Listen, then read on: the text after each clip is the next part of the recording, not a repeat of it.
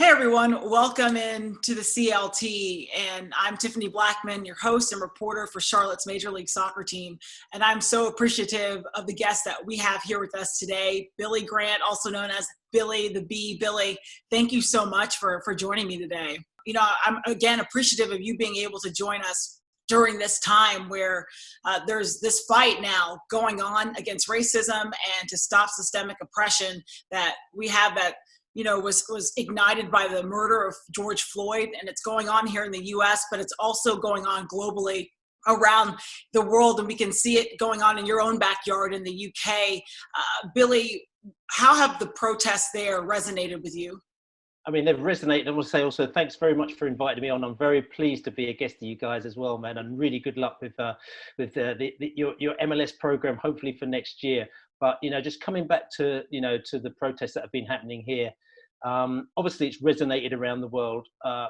Personally, I mean, I felt this coming for quite a while. It's one of these things that have been happening for quite a while. And, it was a horrible thing that happened in America there. But it was almost like the touch fly to the flame, and it just went off. And the way that it's kind of resonated with so many people, and I think this is where the confusion lies with a lot of people, because a lot of people are really confused as to why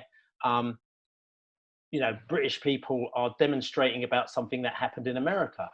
But it's not as simple as that, because there are so many things that have happened in the UK for years. When I was younger, I got my house raided by the police when they had the riots, back in the 80s as well. There's only two families got their houses raided down my street after they had the riots. They were right next door to each other, and both the houses were black families. It's important for you to be able to share stories like this. I know I've lived these kinds of stories in the US. I have a black brother, I have a black father. These are experiences that my family has gone through, and it's important for you to be able to speak about it like you are now, because it puts out the message that just because it hasn't happened to you or you haven't experienced it doesn't mean that these stories are not real. And they are real, especially when you're looking at in the sports world, in particular with football globally. There have been racism has reared its ugly head, as you were just talking to. Could you dive more into your experience? You've been to 8 World Cups, just your experience as a black man attending these events all over the world. I've been to, like I said to you, I've been to 7+1, which is 8 World Cups. I went to the Women's World Cup as well last year. And after particular places like, Japan was fantastic, absolutely no problems whatsoever. But then you go to Germany. Germany had a history of, potential hooliganism and also potential kind of racial problems, particularly, within football. I was nervous about going to Germany, but when I went there, it was fine. The other place is Russia, which is very, very well known for its hooligan element and its right-wing element contained within football. So I was really, really nervous of going to Russia. I really was. And I said to, everybody, I'm not going. I've heard it's really bad. All the stories were coming back, but I changed my mind at the last minute just because I couldn't face not going to the World Cup.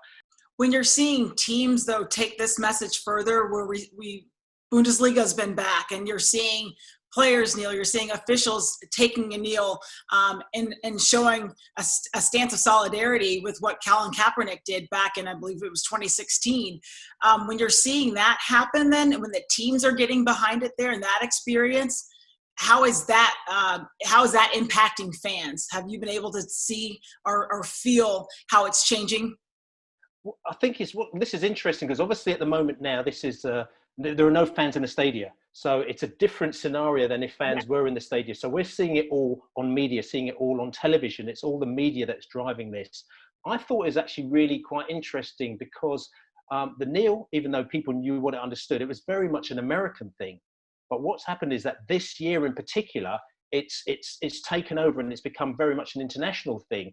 And like I said to you, and I said beforehand, it's an international thing where people are actually localizing the issue and saying, listen, whatever happened in America is terrible, but we're now actually bringing up the issues that we have got in this country here, which we're really not happy with. There was a famous footballer, Les Ferdinand, who was asked about, what he thought about a situation, now that's happening in America, and he immediately, when he was on TV, started to talk about, the amount of black presenters on TV, the amount of people who are in power. in the football, in the football world. If you think about like the Football Association, the FA, the biggest organisation in the world, they talk about how many people are on the boards. There's not one black person on the board of the FA, or a lot of the football organisations, or even sporting organisations in the UK. Never mind the football clubs as well. I mean, It's the same in the US. But Yeah. but listen, and everyone says, oh yeah, but that's just because they're not good enough, or they don't put themselves forward. There's all those same old excuses that come out for people. But the fact is that what's happened is that sports people, they try hard, they work hard, they may be better than somebody, they may be unlucky, they may be overlooked. But the fact is, it's been for so long and so wide ranging. What's happened now is inside them, there's been an anger, and it's been ticking inside them, and they may talk with their friends, one friend, two friend, a group of people, they're talking about it, but all of a sudden, boom, this thing has clicked, where all of a sudden everyone has come out together, where all these issues are now starting to come out. So you've got a plethora of issues that, to be honest with you, have always been either overlooked or kind of parked. We thought, oh, we'll deal with that later, or just never dealt with.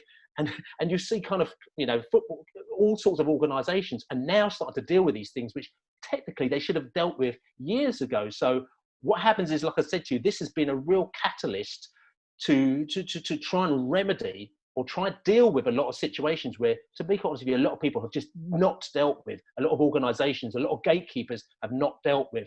I want to go back to what you were talking about earlier, and being worried about going to Russia, being worried about going to certain events, certain matches because of your skin color. For people out there who don't know what that's like, can you describe, because I know what it's like, can you describe what it feels like for you, having had to actually think about going to do something because of the color of your skin, and how maybe being there would have a negative effect on you? Yeah, okay. So I'll give you a few stories. So when I used to go to the club that I support, which I love, Brentford Football Club, they're in the Championship. Fingers crossed they might be in the Premier League next year. But when I used to go and watch them in the 80s, as a young kid, I was still at school. The whole idea is that you walk on the terraces, which is the big area behind the goal. Everyone's there. You've got sort of 5,000-6,000 fans behind there, singing and chanting and making noise. And it's a really good feeling. I was one of very few black people that used to go and watch my club in particular. I mean, I could think of about 3 in those days. So if you imagine a stadium full of sort of 6,000-7,000 people, there are 3 black people inside there. And I'd be standing behind the goal, and I'd have people, skinheads, coming up to me who would know. I know them all, because everybody like that. And they'd be singing, there ain't no black in the Union Jack, send the bastard back. And then they start beating you. You know what I'm saying? And you're on the terraces getting beaten by your own fans, and then you're looking around looking for help, but you ain't getting any help because there's no other black people there. And these people are quite hard because they're the tough boys. You know what I'm saying? So everyone else has got their head down because they don't want to get involved, or they kind of condone the thing that's happening because it's not only them, but there's more of them as well. And I want to get into your experience too, about, you've been to the States, you've been to MLS matches, but I do want to go back. Everyone's been saying here, and it's true, it's not enough to not be racist. You have to be anti-racist. So in your experience, and just talking about how there were those people in the stadium watching you get beat, and they're indifferent to it, or they don't speak up or speak out. Do you think now what's going on, because some of us feel like things are going to change as a result of this movement. Do you think now in stadiums, when you have this sort of stuff happen, it will be the opposite now? People are going to call out that behavior and try to stop it? One thing I said is that you need to actually try to see how you can mobilize the silent majority, because if the silent majority feel, actually, I've got all these people who feel the same as me, and they're going to back me. And what we could do is that we can come together to actually stop this. That'll be a really powerful thing. Up until now, no one has bothered to try and do that. They haven't almost seen it's important enough to do that. You've got your little campaigns, and your clubs do all their things, which are great. It's fine, lovely little PR things that they do, and it goes in the newspaper, and they've got these little stories that come out, and everyone goes, oh, what a great initiative that was. They rescued some person, that something happened to them. But the reality is that dealing with the grassroots, hardcore, down low stuff on a mass level it's really hard. It'll be interesting now what has happened with protests and everything like that. We've seen a lot of different things happen around the world where maybe the gatekeepers have been a little bit slow in making certain things happen. right? They've been a little bit slow in change, shall I say? And the same thing is happening in football.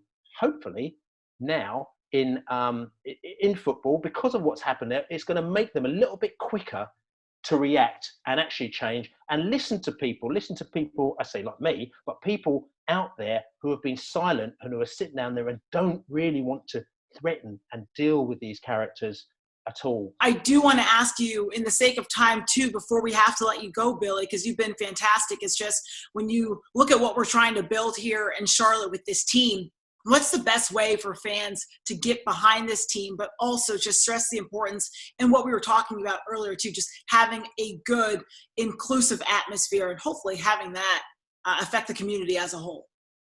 First thing, you've got to be real. You've got to love your football team. You've got to love your team, because any football fan, I'll walk into a bar and I can tell if a football fan loves his football or her football as well. And you'll sit down there and you can talk to strangers and you can talk about it. So you've got to love your team. You've got to be into it. You've got to just do whatever.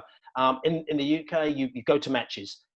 I know it's difficult for some people because they can't go to all, but if you go to matches, that is kind of a real sign that you're actually really supporting the team. You're putting money into them. You're going there and you're actually physically supporting them as well. Billy the Bee Grant, thank you so much for your valuable insight today, for sharing your own experiences with us during this, what's going on in the world. It's been so invaluable, and I so appreciate your time and joining us this week. Thanks very much for inviting me, and I really look forward to coming to Charlotte, hopefully within the next We'll get year. you here, and we will have you back on before that, because we need to hear more of your stories, because you've got so many. No problems whatsoever. Okay, take care, guys. Thank you.